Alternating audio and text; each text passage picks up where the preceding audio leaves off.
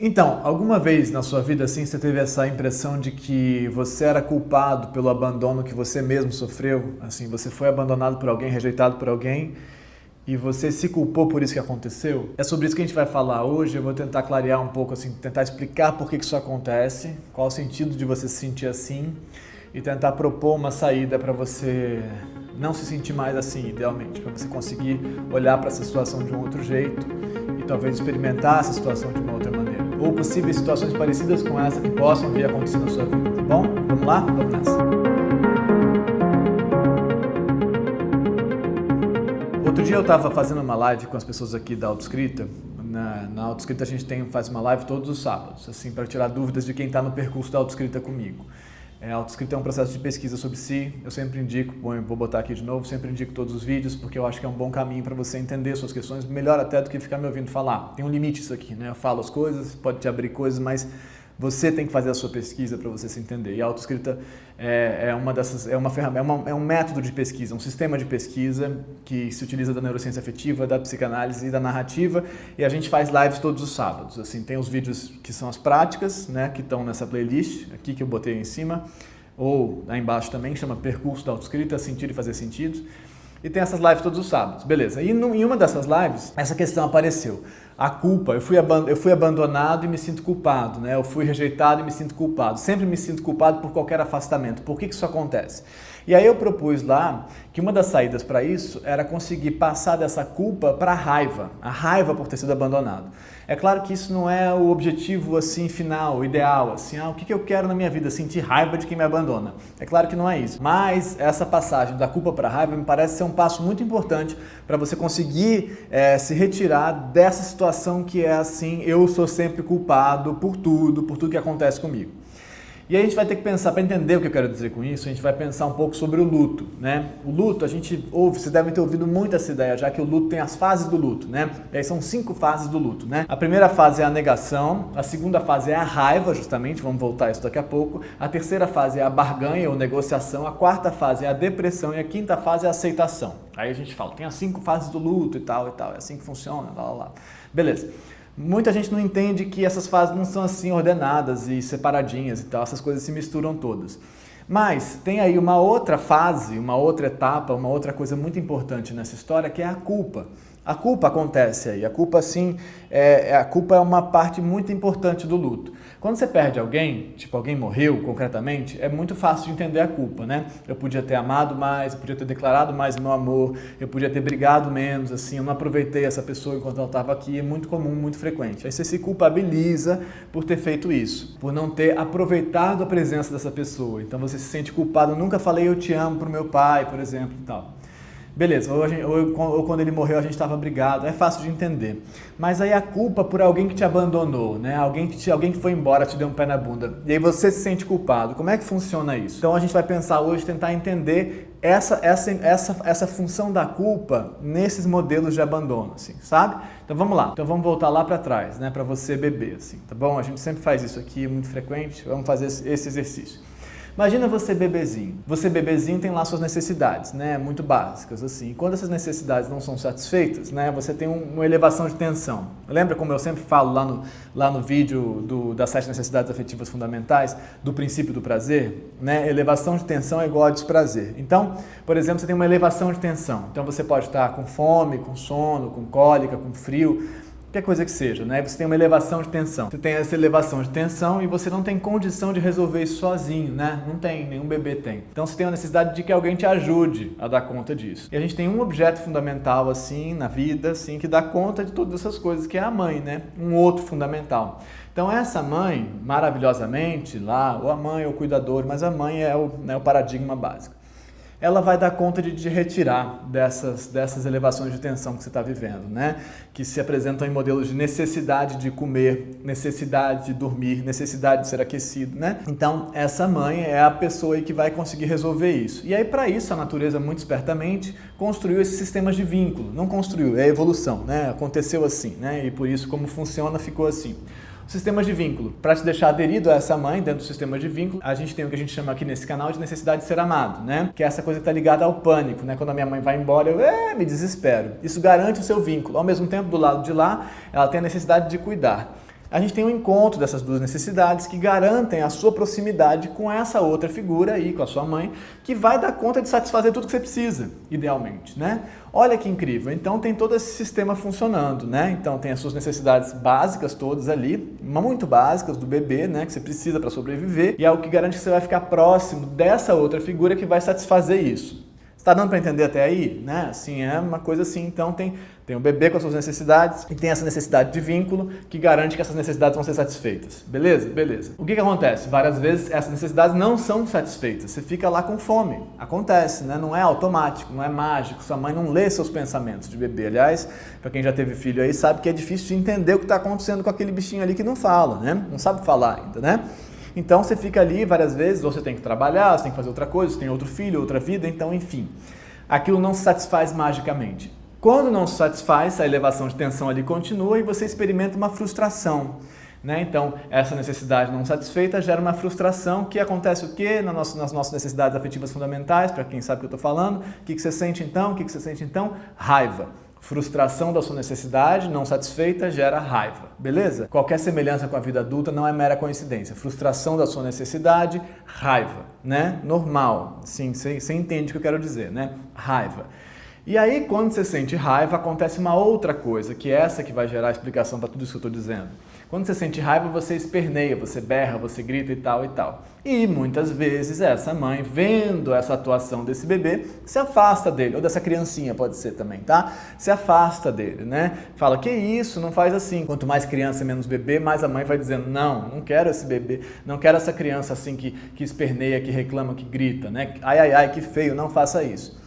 E aí você vai entendendo, você bebê criança, vai entendendo que esse seu protesto, esse seu protestar afasta a sua mãe de você, entendeu? Então justamente aquela figura que garantiria a sua sobrevivência, em função do seu protesto, vai se afastar de você. E aí você sente um desequilíbrio muito intenso na sua necessidade de ser amado, entendeu? Porque a sua mãe, o seu objeto, né, fundamental, está se afastando. Então sempre que você protesta, que você expressa a sua raiva, ela se afasta. E você faz o quê? O que acontece aí? Você se culpa. Né? Você se culpa, você fala, eu fiz uma coisa de errado que afastou minha mãe. Então tem esse desenhozinho assim, que dá para entender. Tem uma necessidade básica aqui que precisa ser satisfeita, tipo fome, ela não é satisfeita, eu me frustro, tenho raiva, né? Necessidade de brigar, uma outra necessidade fundamental, e aí essa figura se afasta, e aí isso ameaça a minha necessidade de ser amado. Beleza? Esse é o desenho básico, e aí eu sinto culpa por conta disso. Eu afastei o meu objeto de amor, né? Eu afastei aquela pessoa que ia cuidar de mim. Isso ameaça a minha sobrevivência, isso ameaça a minha integridade e aí eu sinto culpa. Então a culpa funciona como uma espécie de máquina para evitar esse afastamento, entendeu? E aí você passa a entender que você não pode sentir raiva, que a raiva em si ameaça esse vínculo, sacou? E aí com isso você passa a esconder, a escamotear, a tentar controlar, a inibir a sua raiva. Mas a raiva continua lá, você não deixa de ter raiva, você não deixa de sentir raiva. Quando você se frustra, você sente raiva, o que acontece é que você deixa de expressar, entendeu? E se culpa. E aí com isso você constrói uma hipótese, assim, muito infantil, muito besta, mas que é uma hipótese que é, se eu não tiver raiva, se eu não fizer protesto, ela não vai embora, ela não vai faltar, ela vai ficar aqui. Nesse momento, você não é capaz de pensar, minha mãe tem outras prioridades, ela tem outras questões na vida, ela tem que cuidar de outras crianças, ou de outros do trabalho dela, ou ela simplesmente talvez não queira estar comigo o tempo todo. Você não é capaz de pensar isso seria o ideal. Isso é onde a gente quer chegar no final. Nesse momento você não é capaz de pensar isso, nesse momento você faz uma hipótese infantil. É com isso que a gente trabalha, né? Aqui na autoescrita é exatamente essa a questão. A hipótese infantil é, se eu não fizer protesto, se eu for um bom menino, se eu ficar bem caladinho, ela vai ficar aqui comigo sempre. Ela não vai me deixar faltar nada. O que acontece? Isso não funciona. Não funciona, veja bem.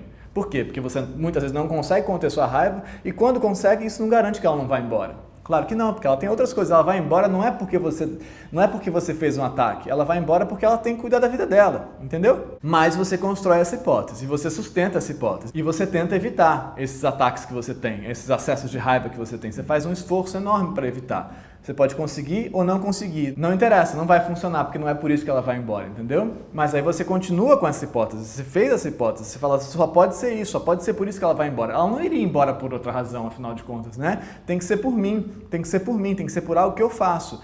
Porque você não consegue considerar a hipótese de que o amor da sua mãe por você não seja total. né? É muito difícil, é muito ameaçador considerar essa hipótese. Então você pensa que é alguma coisa que você está fazendo.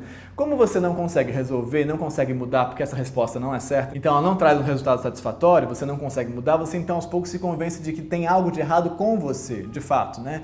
Tem algo de errado comigo, eu sou falho, eu sou errado, eu sou muito cagado mesmo, eu não mereço ser amado, afinal de contas, minha mãe vai embora, minha mãe me falta, eu não sou bom o bastante para ser amado. A inadequação, né? E aí você faz essa noção básica que você vai carregar para o resto da sua vida. E aí a culpa está intimamente ligada a esse perfil, né? A essa estrutura, entendeu? Assim, agora então a culpa do meu abandono é sempre minha porque eu sou cagado, eu sou errado. Então é sempre minha. Não pode ser do outro, né? Não pode ser do outro, porque considerar que é do outro é considerar que o amor do outro por você não é total, e isso é muito ameaçador. Dá pra entender? Me diz aí se tá dando pra entender. Você carrega isso pra idade adulta, você repete exatamente esse mesmo sistema na idade adulta. Sempre que você percebe uma ruptura possível, você pensa, eu tô fazendo alguma coisa de errado. Sou eu que tô fazendo, não é ela. Ela não pode fazer nada de errado, afinal, né? Sou eu que tô fazendo coisa de errado. Ou eu sou errado. Como isso falha, você não consegue corrigir, você pensa, não tem solução pra mim. Eu não vou encontrar ninguém. Eu não vou achar ninguém que me ame, afinal. Eu não mereço ser amado por ninguém na vida. E aí você se fecha completamente. Você passa a achar que você nunca vai achar ninguém. Que você está condenado a repetir esses abandonos, entendeu?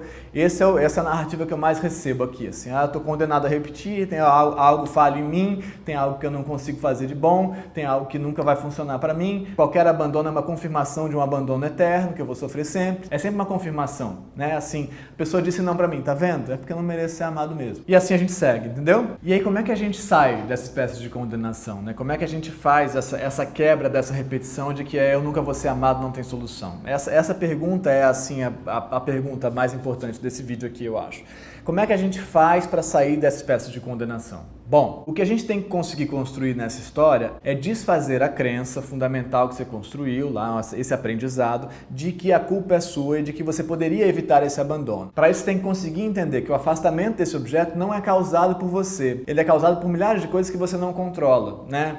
Por coisas que você não sabe, né? Porque o desejo do outro encaminhou o outro para outro lugar. Porque o desejo do outro orientou o outro para um outro lugar. Não é algo que você possa controlar e nem evitar. Isso é muito doloroso. Você não pode evitar isso tantas vezes. Você precisa, então, desfazer essa crença de que você poderia evitar isso, entendeu? E de que a culpa por não conseguir evitar isso é sua. Para isso, você precisa, então, conseguir perceber esse objeto. Falar, tá, ele foi embora porque ele quis ir embora, porque ele não quis estar comigo. E o que você vai sentir nessa hora? Você vai sentir aceitação? Você vai falar, entendi, a vida é assim mesmo? Não, você vai sentir raiva. Você vai sentir raiva desse outro que não quis estar com você. Você vai sentir raiva, é isso que você vai sentir. E percebendo que esse outro foi embora e sentindo essa raiva, o que você não pode fazer é tentar se livrar dessa raiva. É fingir que essa raiva não existe, que foi o que você aprendeu lá atrás, né? Que você pensa, foi a raiva que fez esse outro ir embora, né?